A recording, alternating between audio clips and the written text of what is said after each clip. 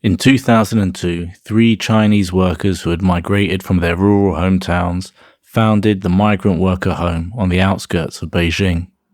The home served as a community and cultural centre for China's precariously employed migrant workers, including a theatre, a writers' group with its own literary journal, and a museum of migrant worker culture and art. It was shut down by the government last year after over 20 years of activity. This is Working Class Literature.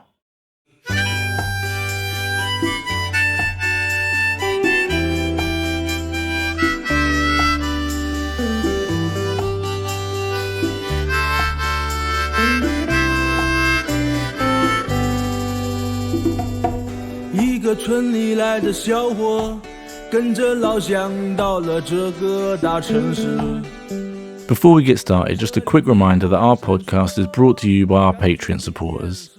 Our supporters fund our work and in return get exclusive early access to podcast episodes, ad-free episodes, bonus episodes, free and discounted merch and other content.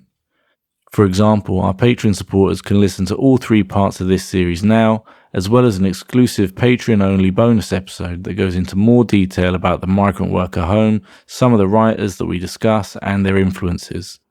Join us or find out more on patreon.com/workingclasshistory. Link in the show notes. This series is going to be a bit different from our previous ones in that it was co-produced and will be presented by our good friend Jack Franco, who has been working on the topic of Chinese migrant worker poetry for some time. Obviously, much of the work by Chinese migrant worker poets remains untranslated, but there are a few fantastic translated volumes that we've used for these episodes. Specifically, we would highly recommend Iron Moon, an anthology of Chinese migrant worker poetry published by White Pine Press in 2016, as well as In the Roar of the Machine, a collection of poems by Zheng Xiaoqiong, who we discuss later in this episode, published by Giramondo Publishing in 2022. Both translated by Eleanor Goodman.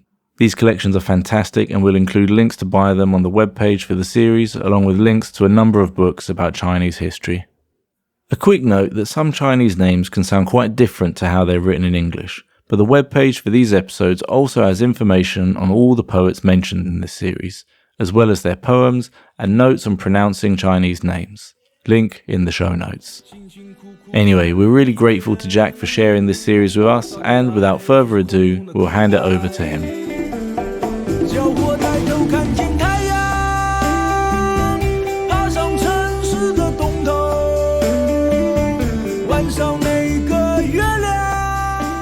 The past 40-odd years of deindustrialization in the West has led many to think that the industrial working class is a thing of the past. But rather than disappear, a lot of it has simply moved. And one place they've moved to is China, particularly the Pearl River Delta in the southeast, known as the workshop or the sweatshop of the world. Most of these workers leave their villages and towns for precarious and dangerous work in the cities, where they are erased from the narrative of China's economic boom. Since China's shift towards capitalism in the 1980s, and especially since the turn of the century, one of the ways these people have communicated their lived experience is through poetry. To get a sense of the character and impact of this migrant worker poetry, you need to understand something called the hukou, or household registration system. Because when we talk about migrant workers in China, we are talking about internal migrants moving from one part of China to another. After China's revolution, with up to 85% of its 500 million citizens, peasants living in poverty in the countryside, the hukou system was designed to regulate migration to the cities by tying individuals to their place of permanent residency, classifying them as either rural or urban. Created in part with a view to stop agriculture from crumbling, the hukou tied civil, social and economic rights, such as access to healthcare, schooling and formal employment, to whether citizens were rural or urban, grossly favouring urban citizens and making it virtually impossible to change hukou. By the end of the 70s, Deng Xiaoping had come to power and began a program called Reform and Opening Up, which brought China into the global economy. Deng established deregulated special economic zones in southern coastal China, providing favourable conditions for global corporations to invest and find cheap labour. An army of workers was needed to fill factory floors, and cities like Shenzhen became the destination for millions of rural Chinese looking for work. So all of this led to this rural to urban migration where people left the countryside to escape from poverty, to seek employment. There was a lot of unemployment in the countryside, still is today, and perhaps also to escape the strictures of village life and, live the city life, right? The urban dream. This is Maghiel van Crevel, Professor of Chinese Literature at Leiden University in the Netherlands. He has spent years doing fieldwork in China, meeting and discussing with Chinese literary publishers and authors, including many migrant worker poets. Most, if not all, of the work that is done in these, let's say, migrant labor jobs and settings is precarious labor, right? Precarious labor. So that means a fundamental type of socioeconomic insecurity, as in, will I have a job tomorrow? As in, if I don't know whether I'm going to have a job tomorrow, would it be responsible of me to start a family, and so on? And precarity is an issue worldwide, sort of ever more present on the political agenda and the agenda of social movements as one manifestation of inequality, if you will. And China is a not so shining example. So if you look at this migrant worker population, you're talking about roughly 20% of the population of the country as a whole, 300 million people or thereabouts since the 1980s. I mean, that is astonishing and unprecedented, I might add. It's going to sound very highfalutin, but in the history of mankind. As Maghiel explains, however, their lived experience as workers, as family members, as individual citizens is extremely complex when looked at up close. We've got 300 million people on the move. Okay, who are these people, right? What is their lived experience? Then I think it's probably not an exaggeration to say that this experience has been gruesome for many of these people. And then you're talking about exploitation and mistreatment, basically. So if you look at the kind of work on the assembly line, on construction sites, but also things like, courier services, delivery people, sex work, then there's many, 3D jobs there, dirty, dangerous, demeaning. There's many people there who are overworked, overworking could almost be a transitive verb here, as in, I'm going to overwork you, right? I'm going to make you work more than you can actually handle physically, psychologically. Overworked and underpaid. Labor rights in many places are highly questionable. Although there is, I shouldn't be painting a black and white picture here. There's been a great deal of change since the 1980s when this started. That's 40 years ago, and there should have been.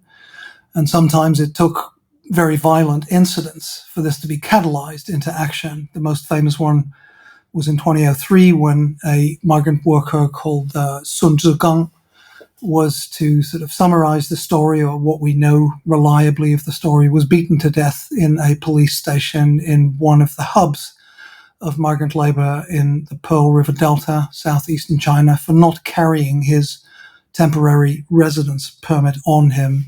He was questioned on the street and ended up in the police station and then in a hospital, and that was that. So, labor rights, a lot of abusive contracts, abusive management, not paying people, paying people too late.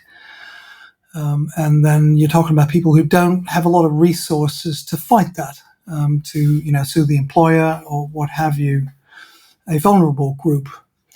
Dehumanizing labor conditions. And I think keywords, if you talk about lived experience on the ground here, are probably displacement and discrimination.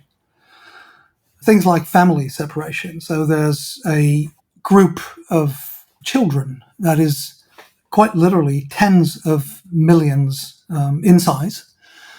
Statistics, sort of vary, but we're very definitely talking about something to the tune of, 50 million people in absolute numbers over a period of time as the left behind children, right? This is that's sort of a common designation for them. For now, for example, in scholarship, we see work on the psychological situation of these children whose parents have left the countryside in order to, travel to the cities and settle down there, and in as much as that's possible, and who quite often only return to their rural homes once a year. So that means you see your children for 2 or 3 weeks once a year.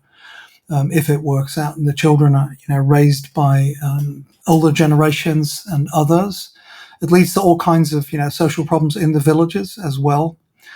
And if you focus on the people that do the traveling to the cities and the migrant labor themselves, the people that we're talking about today, one way of summing up their situation is that in many ways they are second-class urban citizens. In these conditions, the ability to endure becomes essential, and writing poetry is one such strategy. Maghiel explains why migrant workers so often draw on poetry to reflect on and reveal their marginalization. So, it comes straight from real life, so to speak. And so one thing that this poetry does is to document historical reality in a unique way, right? We have plenty of documentation of this particular historical reality. We have government reports, we have journalism.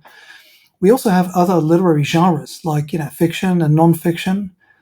But I'd say that probably poetry works a little differently in that it does more in sort of resetting the reader, right? The moment that the poetic voice starts to speak, something extraordinary is about to happen. Something different happens. Language works differently. There might be rhythm. There might be the movement of the body. There might be music. There might be associations. There might be crazy stuff. Right? Poetry works differently. And even if you sort of recognizably are describing a building site, funny stuff might happen in poetry that would not happen in the government report, in the newspaper article, and so on and so forth. So even if, yes, it is useful for documenting a particular type of historical reality, it is more than that because it does so in a unique way. And that's what makes it different from the opinion piece and, other genres. What's more is how these poets challenge and interweave more established ways of writing their experience, like government reports, journalism, letters home, and more, but with one eye always turned inwards, capturing individual emotion, and the other eye looking at their assigned place in the global order. Wu Xia was born in 1981 in the western province of Sichuan, one of the largest points of departure for workers given its large rural population. By 14, she was working in Shenzhen, the unofficial capital of Deng's reforms. In 2016, she was still working in a clothing factory when the following poem, Sundress, was published in Iron Moon, translated by Eleanor Goodman. Here it is read by Maghiel. Sundress. The packing area is flooded with light. The iron I'm holding collects all the warmth of my hands. I want to press the straps flat so they won't dig into your shoulders when you wear it. And then press up from the waist, a lovely waist, where someone can lay a fine hand, and on the tree-shaded lane caress a quiet kind of love. Last, I'll smooth the dress out to iron the pleats to equal widths, so you can sit by a lake or on a grassy lawn and wait for a breeze like a flower. Soon, when I get off work, I'll wash my sweaty uniform, and the sundress will be packed and shipped to a fashionable store. It will wait just for you, unknown girl. I love you. So I recall reading this poem for the first time in Eleanor Goodman's translation in Iron Moon, this anthology. And I went back to the book for today's recording and noticed that I'd penciled in some notes, and they say quite literally, unbelievable. This is unbelievable, except they say this in Dutch. The reason being that I found it almost unimaginable that somebody working in a sweatshop producing, cheap garments for elsewhere in China or elsewhere in the world, consumer society, etc., can think about this stuff, can think about the person who's going to wear the dress, the person who's privileged enough to be able to buy the dress, and not be bitter about this, but be gentle, be loving, to say, I love you, which is a phrase that would make many quote-unquote Western critics fringe, but a phrase that we should probably think again in the context of this very heterogeneous genre of poetry, knowing these circumstances, knowing the biography of the author who started to work in a factory when she was 14 years old. And the contrast is just astonishing, not just between the biography and the imagined wearer of the dress in the poem, but also within the poem, between a person who's about to get off work and then wash their sweaty uniform, which she was wearing while she was pressing the sundress for this faraway unknown girl that she professes to love. Wu's poem bridges the gap between consumers and the workers who produce what they consume. It starts with the factory worker producing the poem's sundress before moving through the worker's imagination to the future consumer who will buy it. The worker imagines how a hypothetical girl might use the dress, sitting outside, relaxing with a lover in a tree-shaded lane, while she, by contrast, is in her sweaty uniform, in a packing area flooded with light. The image of the unknown girl, then, is a future life which the factory worker makes possible, but to which she herself has no access. As Maghiel mentioned earlier, it's here that poetry wins over genres like journalism. Globalization and consumerism aren't just about trends and trades, but a two-way daydream that allows workers and consumers to imagine each other's positions in an otherwise anonymous global system. The French sociologist Guillaume Leblanc talks about precarious work creating a condition of social invisibility, where workers are unable to take part in public life. They don't have access to traditional forms of representation like trade unions. Long, often unpredictable hours mean they even lack time to socialize, in turn creating an increasingly precarious and fragmented sense of self. But despite their difficult conditions, many Chinese migrant workers still maintain a desire to put that sense of self into writing. Why does somebody in the sort of living and labor conditions that I outlined above, and this is not just about China, why does somebody like that choose to write, right? This is what you might call the paradox of writing by the underclass. I mean, there's plenty of other terminology out there, but I'm going to stick with that here also because that is very much a term that is used in Chinese, 底层, literally the sort of lowest level, the bottom level of society. Because, you've got no time, you've got no access to cultural resources in the way that your quote-unquote average poet or literary author does. Libraries, bookstores, money, a family, where they talk about literature at the dinner table, perhaps. Not trying to homogenize here, but you have no access or very little access to these things. But I think, in a sense, that it is precisely this ordeal that motivates, right, the decision to write, that drives the urge to write. There's one particular example, a poet called Xiaohai, who left home at age 14 because his family couldn't afford the school fees any longer, got on a train, ended up in a very shady job placement scheme in the Pearl River Delta, and then kind of went on job hopping and city hopping for the next decade and a bit more. And one of the reasons that he's looking back at that time today as, potentially having been a waste of time is that he said that writing was so important to him, that drive to write, right, after a 12-hour shift or a 14-hour shift and with no privacy and the rest of it, led him to neglect other aspects of his life. Now, he's a pretty extreme case. I mean, this guy was going to be a poet no matter where he landed on earth, right? And Xiaohai, happened to land in a poor rural family in Henan province and made his way to poethood. And, we can talk more about him later. So he's the perfect illustration of how this very ordeal that kind of locks you out from that access to cultural resources might motivate you to break through those obstacles and to write, like there's no tomorrow. And I'd like to take that fairly literally because that sort of sums up the socioeconomic experience, right? Like there is no tomorrow. You might get fired tomorrow. And this is not just about making ends meet and how much money am I going to make or not make this month, but it is about that fundamental situation of being on the edge, right? Of being in a precarious situation.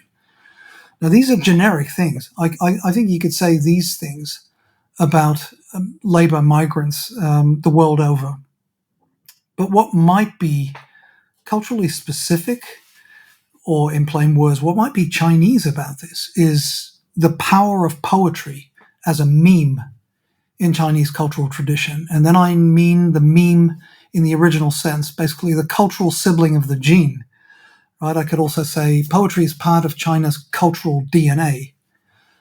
Not a very original metaphor, but it's certainly one that works. And that is one thing that explains how this quote-unquote floating population of migrant workers produced, in relative numbers, they're not, it's not as if everybody's writing poetry, but in absolute numbers, yes, a very large number of people who are writing poetry and trying to get it published in various ways. And some of them don't care about publishing, just love the writing, the exchange with others, just, putting it on your blog or posting it on social media. In this context, migrant worker poetry can be a way to piece together an identity and a narrative about oneself. But even this label of migrant worker poetry is not without its problems. As Eleanor Goodman writes in her essay, Translating Migrant Worker Poets, there's a dilemma between not reducing the poets to their social conditions and the belief that their collective identity is a source of power. There's a real debate in China and in other places. So that means in Chinese and in other languages on how to categorize or label this poetry. So that also means how to translate its various names and designations, and what are the implications of these various names. And so in Chinese, for example, I could probably think of about 10 different terms that have been associated with this poetry. I'm just going to give you a handful. So it's been called 农民工诗歌, which means, sort of peasant worker poetry. The peasant worker being a description that is now often experienced as pejorative of these rural to urban migrants, right? So it's poetry written by people that we call peasant workers. They're not real workers, they're really peasants, but they've somehow turned themselves into workers, that sort of thing. So that term is actually not very widely used now. It was used when people were sort of grappling for ways of talking about this poetry, but less so now. Then there are those who call it 工人诗歌, which means, workers' poetry. And that's well and good. But it is also problematic because that is the same term that was used for the high socialist working class poetry, the literature produced by the proletariat with the guidance of the Communist Party. And that is really a different animal, right? The latest, let's say, eulogy of drilling for oil in the far west of the country is going to be different from an account of physical and psychological disintegration of an individual in post-socialist China who's basically been destroyed as an assembly line worker or whatever, in their particular position in that food chain that I keep coming back to. So I'm not sure that calling it worker poetry in that sense is useful, because I think we do need to make that distinction. Given the issues with these terms, there is one in particular that Maghiel thinks best conveys the lack of autonomy and demeaning jobs these poets endure. The term that really matters the most, and I think we need to grapple with, is one that includes this Chinese word that has surfaced a couple of times today, that is dagong, which means working for the boss, basically. It means selling your labor because you have nothing else to sell, right? So fits perfectly theoretically there as well. And dagong is often linked with the term 出去, going out, meaning leaving the village. So 出去 dagong basically means leaving home in order to find work. And this work is often going to be of the precarious kind. That is very definitely the strongest association with the notion of dagong. It's not a steady job. It's not a high-flying job. It's not a well-paying job. It's not a widely respected job, etc. It's the rough stuff. But, the point here is the most widely used term in China is dagong shige, dagong poetry.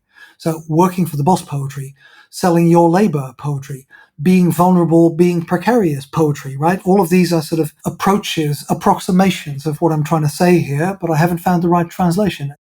How we translate has its own set of ethical difficulties. Translation isn't just a case of translating words between languages, but of meaning between cultures. Like many others, we've opted to use the term migrant worker poetry as broadly descriptive of the experiences of these poets. But Maghiel often uses a different translation. I did find what I think is a suitable translation, and that is battler poetry. We have migrant worker poetry, which is very widely used. I have no issues with that, other than that I want to say that it's actually not a translation, but an explanation. What we're missing out on is the feeling of the word in the source language, dagong. It is a colloquialism. And it is something, certainly in the context of the literature, that can be worn as a badge of pride. That matters a great deal to me. Now, I've been going back and forth and looking, for a good translation, and other translation in English that we've seen is, workers' poetry, working class poetry. And, one point, a friend of mine, an Australian sociologist, philosopher, sinologist, David Kelly, whom I've known for a long time, said, how about battler? And battler, as it turns out, is an Australian colloquialism for people living on the quote-unquote lowest rung in society, precarious labor often, faced with adversity, things like family separation, having to move around to get the job done, not being sure whether you'll have a job tomorrow. And it has a beautiful ring to it. And it can do this thing that dagong can do in Chinese. That is, that it can be worn as a badge of pride. There is a community formation power here in this word. And that's exactly what there is in the Chinese word. And that's when I knew, okay, we're home. We're going to use this. Battler captures a sense of a working class person having to fight for everything they can in an unequal and exploitative society. Perhaps the most well-known and certainly one of the most significant battler poets is Zheng Xiaoqiong. She was born in 1980, and around age 20, it might have been a little earlier than that, she relocated from Sichuan, rural Sichuan province in central China, to the Pearl River Delta, to the southeast, where, the workshop of the world was very much located at the time, and became an assembly line worker. And she did this for about 8 years, and she is one of the shining examples of the power of poetry in Chinese cultural tradition, because she made it her business to be a literary author, and then quickly decided after a few years to be actually a poet. At the same time as, managing this fairly grueling existence, she was trying to make money for the folks back home. So the first interview I had with her, which was in 2016, she mentioned that she would try and get as much overtime as possible, because that would make you extra money. But it also means wearing out your body, right? Doing a 14-hour shift is going to wear out your body in circumstances that included, for example, the restriction of movement. I mean, they were in dormitories that were locked from the outside. And on Sunday afternoons from 2 to 4, they would get to take a walk. That sort of thing. I mean, all of this is in the literature. It's in the journalism in English as well, right? It's been well documented. But that life story is quite incredible, because she made it her business to be a poet. So she got in touch, which is a very Chinese thing to do, to sort of see yourself as somebody who could learn the trade of being a poet. So she became a poet while being an assembly line worker. And at one point she had a lucky break, richly deserved, because she has an extraordinary talent, and was recognized, actually not through poetry, but through a sort of, short prose, writing about life in the Pearl River Delta, with very famous examples of, thinking about all the fingers that were cut off by the machinery in those factories. And if you lined all of those up, where would that take you? That sort of thing. So she had a breakthrough at the national level. And this then gave her the opportunity, because the local government was paying attention and had been doing so for some time. They actually had given her at one point a sabbatical, which is a beautiful illustration of how we're talking about shades of gray between, oppression, resistance, the government, the grassroots, because the local government said at one point, we're going to give you 3 months off of work so you can complete a book of poetry that had actually come out in 2006. So this is before she was nationally famous. So, beautifully illustrative of that complexity of the force field in which this culture operates. What Maghiel highlights here is how Chinese migrant worker poetry is critical, but not always considered as threatening to Chinese society.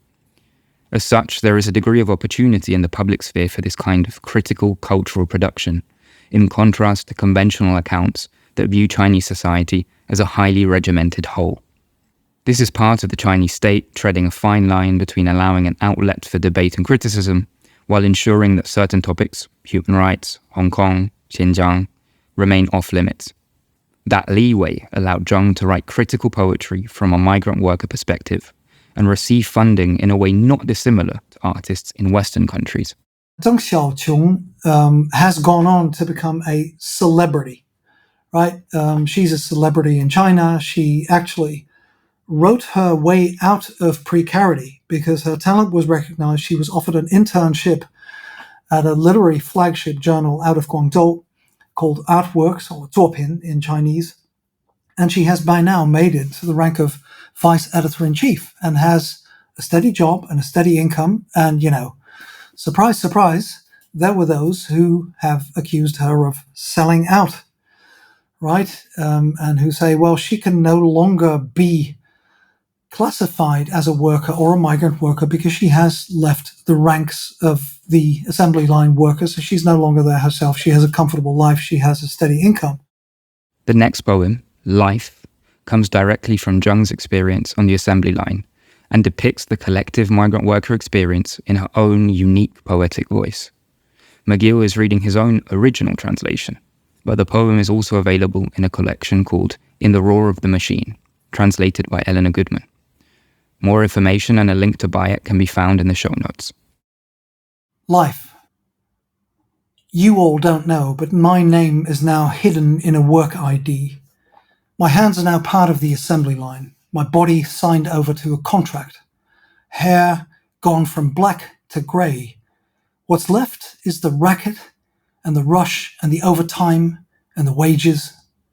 Through the white-hot lamplight, I see my tired shadow projected on the machine, slowly shifting, turning, bending, silent like a chunk of cast iron.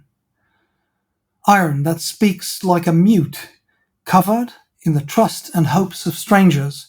All this iron, rusting in time and trembling in reality. I don't know how to protect a voiceless life. This life that's lost its name and gender, mechanical life at the mercy of contracts. Where is it? And how does it start? On 8 iron dorm room bunk beds, moonlight shines on sorrow. In the roar of the machine, there's slyly flirting love and youth birthed on a payslip. How can this restless, mortal life comfort a frail soul? If the moonlight comes from Sichuan, my youth is set alight by memories, but dies out on the assembly line 7 days a week. What's left is blueprints, iron, metal products, white quality labels, red rejects, and under the white-hot lamp, the loneliness I still bear, and the pain amid the rush, hot and endless. So this is really part of her early work, and she has moved on in an incredible way and written very, very diverse stuff since. You sort of, you can sort of see the poetic voice taking shape, or her poetic identity, her choice of words, style, etc., over the years and by now, a couple of decades. But if you just look at this poem, there's a couple of things about it that are striking to me. One of them is, there is a total fearlessness when it comes to using big words, right? I think that if you take any sort of highbrow creative writing program, Eleanor Goodman has written about this, they're going to teach you not to call a poem life, right? Because it's a big word. It's like love and those other, bad big words. And this is what I find interesting when I think about the encounter of a variety of readers with this poetry and their reflection on, why they're reading this poetry, how did they come to it, what is the encounter like? One possible way is to say, well, that's not very sophisticated, right? And this actually gets said, and not just by foreign consumers either, right? People in China say this as well, Chinese critics. And another way of looking at it might be, well, it's kind of interesting that somebody actually has the guts to say, well, yeah, that's what this is about, and this is what this poem feels like to me, and I'm actually going to make a statement about life, and I'm bloody well going to call it that. And then there is the very recognizable factory workshop assembly line situation, right? It's literally there. My hands are now part of the assembly line. That's a beautiful image, of course. You're robotized. You're made part of the assembly line. Talk about alienation, right? The body signed over to a contract, the means of production and in whose hands they are, and so on. And that's illustrated very sort of expertly, saying things like, my hair has gone from black to grey, and the rest of it, describing this factory workshop and, the white hot lights and the shadows and the machines around you and all of that stuff. But then all of a sudden this very central image, which has turned out to be certainly one of the most central images in her work at large, of cast iron, right? She writes about iron all the time, and then iron that speaks like a mute, very, very powerful. Then kind of zooming out to the big picture, this iron is covered in the trust and hopes of strangers. And the word here in Chinese, if I recall correctly, is 外来人. So that literally means people who've come from the outside. That means people who are not part of our local community, not part of the city. Basically, here are your labor migrants. So then, you have another point of, let's say, the expertise, if you will, but I don't really like that word. Just the poetic ability, the ability of the poet that is speaking to us here. Iron rusting in time, trembling in reality, and then all of a sudden stepping back again, and there's that sentence that is almost, a political declaration. I don't know how to protect a voiceless life. And then moving on, this life that has lost its name and gender. Okay? And again, here you can haul in all kinds of observation about the particular situation in the Pearl River Delta, but you could relate it to migrant labor all over the place, worldwide, right? Name, you become a number, right? She does a lot with this in her work as well, remembering the various work numbers, ID numbers that she had in the various factories where she worked. So it combines all these things and then talks about things like, flirtation, right? Love in this particular context. Very interesting, sort of rehumanizing the protagonists in the poem, then linking it to your own history, saying if the moonlight comes from Sichuan, well, Sichuan is her home province. So that, if you see the moon, and yes, we talk about homesickness, and I see the moon and I think of my hometown in Sichuan, my youth is set alight by memories, right? Reinvigoration, life force, but it dies out on the assembly line 7 days a week. Beautiful contrast. And, I could go on. I'd just like to reiterate here, I know Zheng Xiaoqiong, have known her for some time. I'm in regular correspondence with her. I've often interviewed her, translated some of her work. And I think she wouldn't discard this poem. She knows that it's one of her best known works, but she also knows, and she doesn't, sort of hide this, that she feels she has developed as a poet tremendously over the years and the decades. So I'm aware that I'm showing an early specimen, but I think it is incredibly important because, to my mind, it's astonishing to see that somebody could make an intervention like this in 2006, and all that it pulls together. It should also be noted that a high number of these Chinese labour migrants are women. As such, it should be no surprise that gender also plays a central role in Zheng's work. In the factory, and to a different extent, in the literary world, women face a challenging, often violent reality. The fact that, a high percentage of factory workers, assembly line workers in China are female. And what we know about this, simply because of field work done by social scientists, interviewing factory managers and so on and so forth, is that, their fingers are nimble. And Zheng Xiaoqiong would actually describe how when she applied for a new job, people would look at her hands, right? What about the fingers? Have the joints swollen up? Are the fingers nimble enough for this work on the assembly line?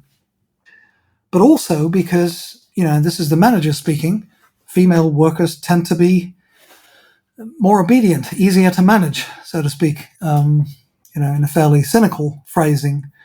But one thing that has run through her work from the start is the factory as a place that punishes the body, and particularly the female body. So she will write about, disrupted menstrual cycles, about sexual harassment. She will write about womanhood, about how life away from home and life in the factory, and sometimes the physically toxic environments. And now I'm not talking about workplace relations, also talking about that, but I'm talking about physical, chemically toxic environments can obviously, damage and destroy the body that could have been a mother. People forced into sex work and forced to drink to the point of alcohol poisoning, who could have been a mother but never got to be a mother. because they died aged 23. And this is actually a literal example from a poem called Hu Zhimin, which is the name of a woman who was once a sort of workmate of Zheng Xiaoqiong's in the factory and sort of, found her way into other work in the hotel business and ended up dead at 23 through alcohol poisoning. So the reality of the workplace, I've talked about hardship before, is that is also very much a gendered issue. It is surveillance and near complete control over the physical body. And in her case, also very much focusing on the female side of things, and then saying what we see here is the conjunction of a capitalist labor regime with Confucian patriarchy, right? Because you're talking about young women who, like I said, some of them would also be motivated to try their luck in moving away from rural homes to move to the city to escape from the strictures of village life, which can be fairly imposing in the patriarchal sense, in what a woman is supposed to be and do in a traditional family configuration and social and economic configuration in the countryside. So that is one thing that Zheng Xiaoqiong has just astonishingly powerfully put on the table. And I'm so glad that she's done this because, there is some consolation here in that she is somehow setting the record straight because she is the face of China's battler poetry, China's migrant worker poetry.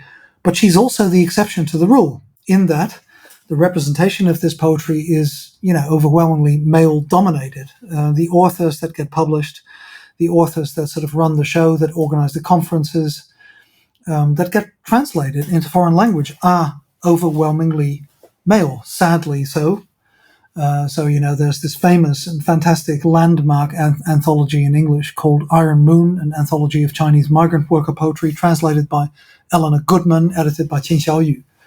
And they sort of, Qin Xiaoyu, the editor, in the preface says something about this and, recognizes the gender imbalance and expresses his regret. And, he's in between a rock and a hard place because if you look at the representation of this poetry in Chinese, it is very male-dominated as well. So it's not as if he could sort of pick up a magic wand and set the record straight. But the great thing, the great coincidence, maybe it's not a coincidence, of Zheng Xiaoqiong being a woman and being the face of China's battler poetry and writing about womanhood and writing about gender, that is a really important part of the discourse, and it has helped us a great deal to sort of get a grip and understand how this works. And like I said, I think it's probably not a coincidence that she's the exception who proves the rule herself, because that is a herself, not a himself.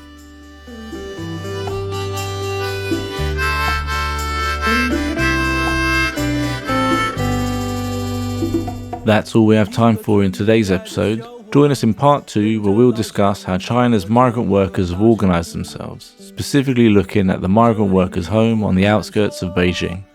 We also look at the poetry of some other migrant workers, such as shige, who rose to international fame after taking his own life in 2014. We also have a bonus episode where we go into more detail about some of the topics we discussed in the main episodes, like the relationship between migrant worker poetry and the Chinese state, the new Labour art troupe whose music we're using for these episodes, and the international reception of Chinese migrant worker poets like Zheng Xiaoqiong and shige. That bonus episode will be available soon, exclusively for our supporters on Patreon. It is only support from you, our listeners, which allows us to make these podcasts. So if you appreciate our work, please do think about joining us at patreon.com/workingclasshistory, link in the show notes. In return for your support, you get early access to content, as well as ad-free episodes, exclusive bonus content, discounted merch, and more. And if you can't spare the cash, absolutely no problem. Please just tell your friends about this podcast and give us a 5-star review on your favourite podcast app. If you'd like to learn more about migrant worker poetry in China, then check out the webpage for this series, where you'll find images, a full list of sources, further reading, and more.